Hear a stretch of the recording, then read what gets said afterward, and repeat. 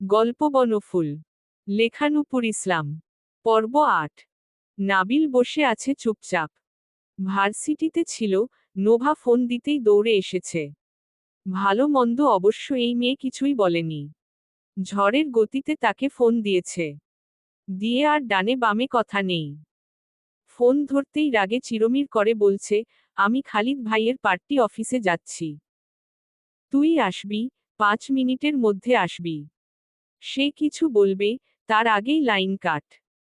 এত সকালে পার্টি অফিসে কেউ থাকে না, নাবিল ভালো করেই জানে। একজন লোক আছে। সে প্রতিদিন এসে দরজা খুলে, ঝাড়ু দেয়, পত্রিকা গুছিয়ে রাখে, আর কেউ কাজ নিয়ে আসলে নাম ঠিকানা ফোন নাম্বার রেখে, সময় মতো আসতে বলবে জানিয়ে বিদায় করে।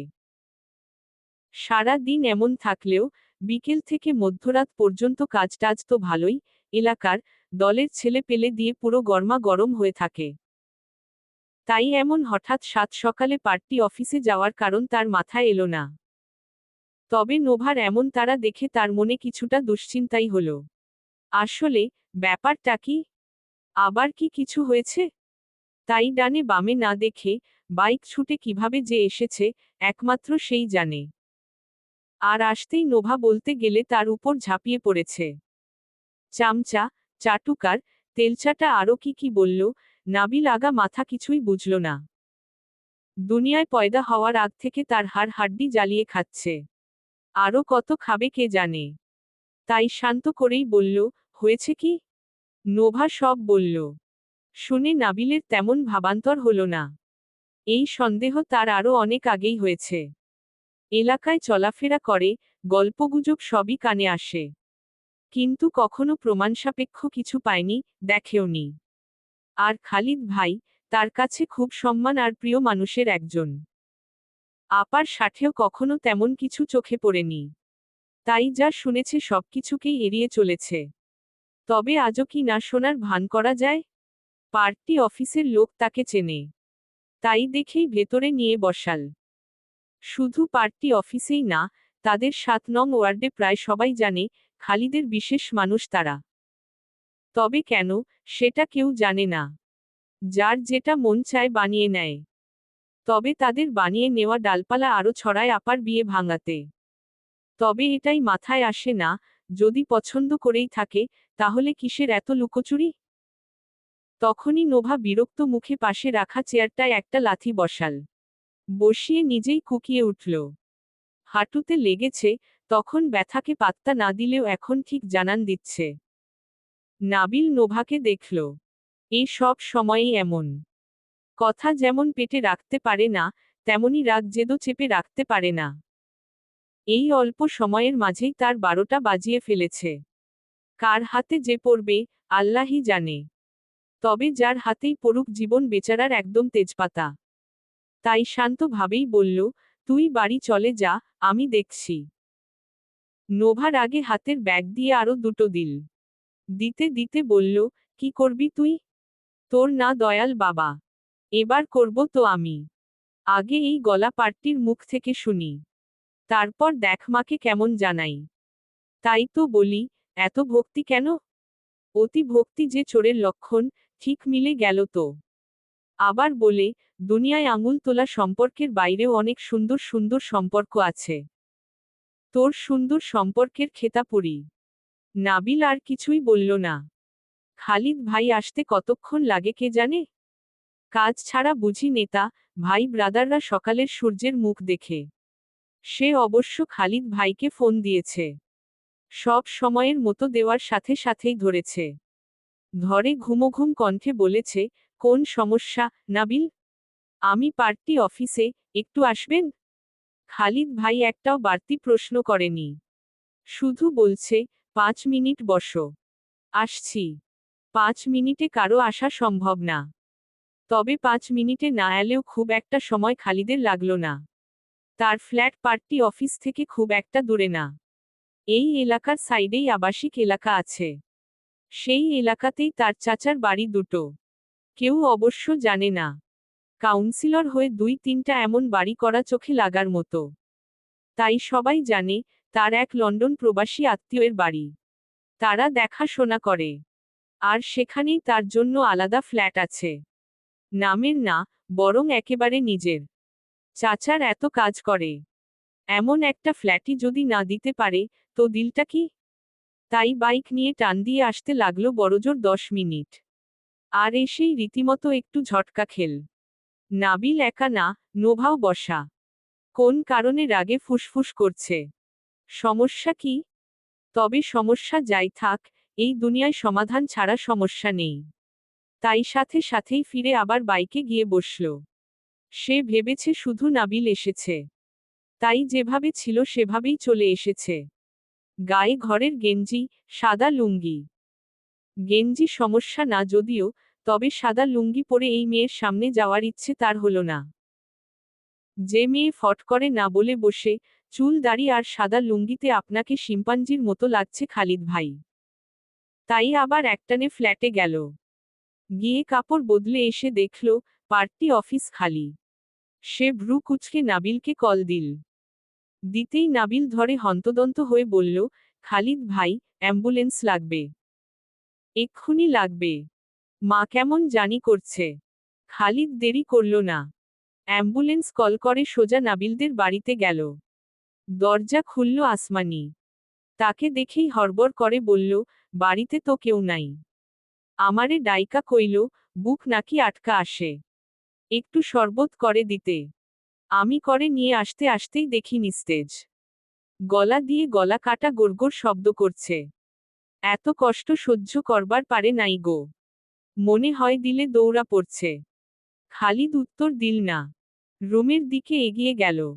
নাবিলের মা নিস্তেজ হয়ে শুয়ে আছে। নিঃশ্বাস ফেলতে কষ্ট হচ্ছে দেখেই বোঝা যাচ্ছে। নোভা নাবিল তাকে ঘিরে বসে আছে। দুজনের চিন্তায় চোখ মুখ শুকিয়ে গেছে।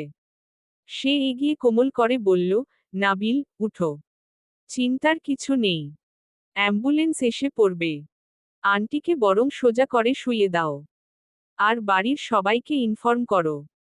নোভার এত কোমল ঢং দেখে ভেতর ফুঁসে উঠল। উঠেই বলল, কেন এসেছেন আপনি? ঢং করতে? আপনার জন্য এই সব। আমার মার যদি কিছু হয়, আপনাকে আমি খুন করে ফেলব। খালিদ ভ্রু কুঁচকে নোভার দিকে তাকালো। আগা মাথা সে কিছুই বুঝল না। এখন অবশ্য বোঝার চেষ্টাও করল না, বরং নাবিলের সাথে ধরার জন্য এগোল। নোভা এক ধাক্কা দিয়ে সরাল। সে অঝরে কাঁদছে, কাঁদতে কাঁদতেই চেঁচিয়ে বলল, ছোবেন না আমার মাকে, একদম ছোবেন না। আমাদের জীবনটা একদম হেল করে রেখেছেন আপনি। বদমাইশ, খারাপ লোক। এখন এসেছে আবার ভালো সাজতেন। লাগবে না আমাদের আপনাকে। বের হন, এক্ষুনি বের আমাদের বাড়ি থেকে। নাবিল নোভাকে থামাতে চাইল। তার আগেই সবসময় গলে যাওয়া খালিদ এমন এক ধমক দিল। নোভা তো ভালোই, নাবিল নিজেও কেঁপে উঠল। আসমানি পায়ে মালিশ করার জন্য সরিষার তেল গরম করে আনছিল। সেটাও হাত ছিটকে পড়ল। খালিদ অবশ্য কোন দিকেই তাকালো না, বরং নিজেই রোকেয়াকে সোজা করে দিল। পিঠের উঁচু বালিশটা সরিয়ে দিল। হাসপাতাল এখান থেকে খুব একটা দূরে না, তাই অ্যাম্বুলেন্স আসতে সময় লাগলো না। আর আসতেই বারান্দায় গিয়ে চেঁচিয়ে স্ট্রেচার নিয়ে দ্রুত 3 তলায় আসতে বলল। নাবিলা বসে আছে রেল স্টেশনের এক কোণে। নরম কোমল আলোয় ভরা ক্লান্ত দুপুর। এমন দুপুর সচরাচর দেখা মেলে না। দুপুর মানেই আগুনঝরা রোদ গরমের মাখামাখি। তবে আজ দুপুরটা ভালো, পুরো দিনটাই ছিল ভিন্ন। সাধারণত এই সময়টা রোদে আগুন ঝরে প্ল্যাটফর্মের মানুষ গরমে হাঁসফাঁস করে মরে। আজ তেমন কিছু নেই। গরমটা সহনীয়, সবকিছু সব সময়ের মতো ধুলোমাখা হলেও অস্বস্তিকর না। বরং হাজার ব্যস্ততার ভিড়েও কোথাও যেন অন্যরকম এক শান্তি মিলে মিশে একাকার হয়ে আছে। আজ দিনটাই এমন, না কাজ ছাড়া অনেকদিন পর ঘর থেকে বেরিয়েছে বলে এমন মনে হচ্ছে সে নিজেও ঠিক বুঝতে পারছে না। তাই নিজের মতো, পা ঝুলিয়ে চুপচাপ বসে আছে। গায়ে শুভ্র সাদা রঙের জামা, ওড়না গুছিয়ে মাথায় দেওয়া। দৃষ্টি সেই সামনে ক্ষুধার্ত পথশিশু আর ভিক্ষুকদের দিকে, যারা আপাতত খুব তৃপ্তি নিয়ে তাদের খাবারগুলো খাচ্ছে। স্টেশনে আসার আইডিয়া বড় চাচার। এখানে ওখানে না ঘুরে, একসাথে অনেক পথশিশু আর ভিক্ষুক নাকি স্টেশন, পার্ক, লঞ্চ টার্মিনালে বেশি দেখা যায়। এই ব্যাপারে অপূর্বর কোনো ধারণা নেই, নাবিলার নিজেরও নেই। তাই বড় চাচা যেদিকে নিয়ে এসেছে, সেখানেই চলে এসেছে। তবে বড় চাচার কথা ভুল হয়নি। প্রথমে দুই একজনকে দিতেই যেন ঝাঁপিয়ে কোথা থেকে এত মানুষ এলো। চোখের পলকে খাবার শেষ। কারাকারি লাগে এমন অবস্থা। তবে কয়েক বাচ্চা সবার ঠেলাঠেলিতে কিছু নিতেই পারেনি। নাবিলা মন খারাপ করে বড় চাচার দিকে তাকালো। বড় চাচা হেসে বলল, চুপচাপ তোরা এখানে বসো। এখানে খাবার হোটেলের অভাব নেই। আমি বরং আরো কয়েক প্যাকেট কিনে নিয়ে আসি। নাবিলা খুশি হয়েই মাথা নাড়ল। তারপর বড় চাচা চলে গেল। অপূর্বর হাতে ক্যামেরা। এসেছে পর থেকে ছবি ভিডিও করছে তো করছে। কোনো ক্লান্তি নেই, চিন্তা নেই। যখন যেই কাজ করে, সেটাতেই ডুবে যায় ধ্যান জ্ঞান লাগিয়ে। তবে ছবিটা তোলে খুব যত্ন করে। তাই নাবিলা চুপচাপ বসল। গলা ব্যথা থাকলেও তার গায়ে এখন আর জ্বর নেই। বের হওয়ার সময় টেবিলের ওপর ওষুধের পাতা দেখল, সাথে এক গ্লাস পানি। সুন্দর করে গুছিয়ে এমন করে রাখা, এখানে এসে দাঁড়ালেই যেন চোখে পড়ে। বড় চাচার কাজ, না অপূর্বর নাবিলা বুঝতে পারল না। তবে পরপর দুটো ওষুধ ঠিকই খেয়ে নিল। খাবারের প্যাকেট হাতে নেবে, তখনই ফট করে এই ছেলে এসে হাজির। খাবারের প্যাকেট হাতে তুলে নিতে নিতে বলল, বাবাকে আসতে বলো তো। সিএনজি নাকি রিজার্ভ করেছে। সেটাই নিচে দাঁড়িয়ে হাঁকডাক দিচ্ছে। সিএনজি এসেছে নাবিলা জানে। আসমানি খালা এসে বলে গেছে। তাই সে এগিয়ে বড় চাচার রুমের দিকে গেল। রেডি হয়ে দুজনে বেরিয়ে দেখল, সব প্যাকেট নিচে নামানো শেষ। নাবিলার তেমন ভাবান্তর হলো না, তবে বড় চাচা স্নেহের কোমল হাসি হাসলেন। ছেলের সব কাজে তিনি মুগ্ধ হন, এবারও হলেন। হয়ে আসমানি খালার কাছ থেকে বিদায় নিয়ে তারা আরামসেই এখানে এসে পড়েছে। চা। নাবিলা একটু চমকে পাশে তাকালো। একদৃষ্টিতে তাকিয়েছিল। কখন অপূর্ব এসে পাশে বসেছে খেয়াল করেনি। তার হাতে ধোয়া ওঠা চায়ের ওয়ান টাইম কাপ। নাবিলা দেখে আস্তে করে দুপাশে মাথা নাড়ল। মানুষ জন কাপ নিয়েছে একটা। এই এক কাপকে খেতে চাইবে? অপূর্ব হয়তো বুঝল।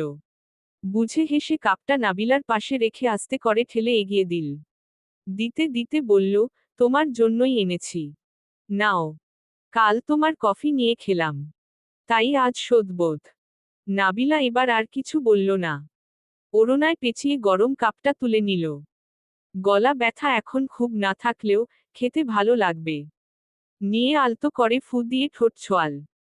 অপূর্ব এক পলকে সেই ঠোঁট ছোঁয়ানো কাপের দিকে তাকিয়ে রইল।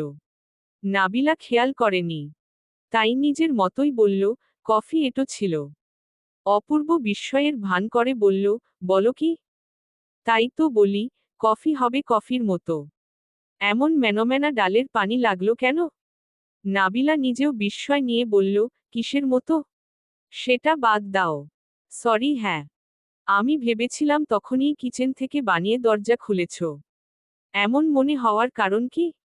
আমি কি কফির জন্য দিনরাত কিচেনেই থাকি নাকি? তা থাকো না, তবে বের হলে কফির জন্যই হও। জিজ্ঞেস করে নেওয়া উচিত ছিল। আমি খুবই দুঃখিত। এরপর থেকে নিলে অবশ্যই অনুমতি নেব। একটা কথা জিজ্ঞেস করব? না। নাবিলা সাথে সাথেই চোখ তুলে তাকালো। না সে আশাই করেনি। তবে অপূর্ব সাথে সাথেই চোখ ঘুরিয়ে নাবিলার পাশ দিয়ে ট্রেনের দিকে দৃষ্টি নিয়ে নিল। এমন ভাব তার নজর এতক্ষণ ট্রেনের দিকেই ছিল। খুব মনোযোগ দিয়ে কিছু একটা দেখছে। নাবিলা চোখ ফিরিয়ে নিল। তবে আর কিছু বলল না। অপূর্ব আবার তাকালো। তাকিয়ে বলল, জিজ্ঞেস করবে না কেন? নাবিলাও অপূর্বর মতো এক শব্দেই বলল, না। অপূর্ব হাসল। হেসে বলল, আদা চেনো? নাবিলা উত্তর দিল না। অপূর্বর নিজের মতোই বলল, আদা হাজার শুকিয়ে গেলেও আদা। তার ঝাঁজ হয়তো কিছুটা কমে, তবে একেবারে কখনো যায় না। নাবিলা এবারও কিছু বলল না। অপূর্ব উঠে দাঁড়ালো। বাবা এখনো আসছে না কেন, কে জানে? তাই উঠতেই বলল, 2 মিনিট একা থাকতে পারবে না? নাবিলা মাথা নাড়ল। নাড়তেই আসাদুজ্জামান যেদিকে গেছে এগোতে গিয়েও আবার ফিরে এসে বলল, বাই দা ওয়ে, শোধবোধ সব সময় সমানে সমানে করতে হয়। চায়ের স্বাদ ভালো ছিল তো? নাবিলা বুঝে নেই। সে ভাবল, সমানে সমান বলতে হয়তো চা, কফি বুঝিয়েছে। তাই হালকা হেসে মাথা নাড়ল। মানে চায়ের স্বাদ খুব ভালো। অপূর্ব সেই হাসিটুকু দেখে ঠোঁট টিপে হাসল। হেসে এগিয়ে গেল। নাবিলা সেই হাসিটুকুও খেয়াল করল না। বরং এখনো কিছুটা চা অবশিষ্ট আছে। সেটুকুও সুন্দর করে চুমুক দিয়ে ধুলোবালিতে মাখা মলিন ছেঁড়া কাপড়ের বাচ্চাদের দিকে তাকিয়ে রইল। খাবার পেয়ে খুশিতে তাদের চোখ মুখ ঝিলমিল করছে। সেই ঝিলমিল মুখটার দিকে একধ্যানে তাকিয়ে রইল। শহরের ব্যস্ত স্টেশন। কত মানুষের আনাগোনা। সেই আনাগোনার মাঝে কেউ ধুলোবালির মাঝেই পা ছড়িয়ে বসে, কেউ কাগজ কুড়াচ্ছে, আবার কিছু বাচ্চারা খেলনার মতো করে ভাঙা বোতল দিয়ে ঠোকাঠুকি খেলছে।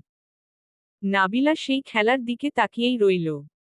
ততক্ষণে তার মাথা থেকে সব বেরিয়ে গেছে।